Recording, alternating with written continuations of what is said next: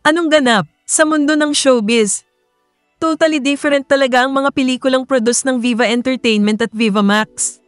Kung wholesome ang una, kabaligtaran naman ng Viva Max, kung saan ang mga artista ay walang takot na magpaka-daring at fierce.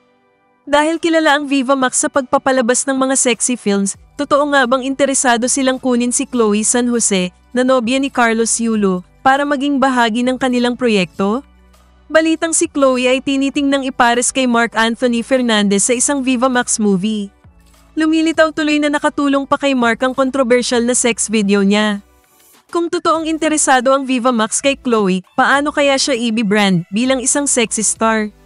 Pero ang tanong, interesado nga ba si Chloe na pumasok sa showbiz at sa pamamagitan pa ng pagpapasexy? Pahihintulutan ba siya ni Carlos? Marami ang sinex pagdating sa chikang magso-showbiz si Chloe sa sexy route. Ayon sa mga skeptics, ang pagiging popular ni Chloe ay bunga lamang ng pagkakapanalo at performance ni Carlos sa Olympics. Kung sakaling matuloy ito, masusustain kaya ni Chloe ang public interest hanggang sa may palabas ang kanyang unang Viva Max movie. Hindi ba't sinabi rin ni Carlos na may stable at good paying na source of income ang kanyang nobya? Kung ganoon, bakit pa niya gugustuhing pumasok sa showbiz? Posible pa raw maging sanhi ng hidwaan o paghihiwalay ni na Chloe at Carlos ang gagawin niyang pagpapasexy, kung sakali man.